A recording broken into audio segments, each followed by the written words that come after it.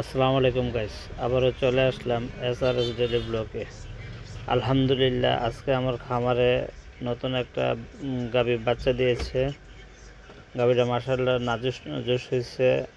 আর গাভীটা হচ্ছে আপনার 4.5 বছর।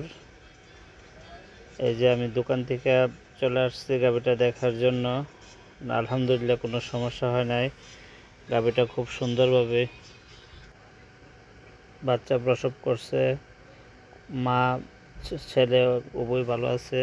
একটা সমস্যা হচ্ছে গাভীটা অনেক দুষ্ট। এটার বাবুকে দুধ দিতে চাইতেছে না, তার জন্য আমরা ফিটার দিয়ে দুধ খাওয়ার চেষ্টা করতেছি। আর আমার খামারের ম্যানেজার জয়নাল এই কাজটাতে খুবই দক্ষ। ওকে দেওয়া হয়েছে যে দুধ খাওয়ানোর জন্য। তো এটা প্রথম খাইতে চাইতেছে না, এখন মাশাআল্লাহ দেখেন আপনারা কিভাবে দুধ খাইতেছে। আর এটা শাল দুধটা যদি খাওয়াই, এটা পরিপূর্ণ সুস্থ থাকবে।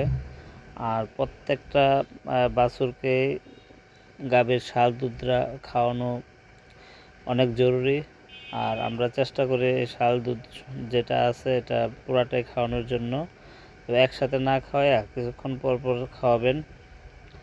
শাল দুধটা যদি খাওয়ায় তাহলে বাচ্চাটার রোগগুলো থেকে অনেক সুস্থ সবল থাকে আর কি।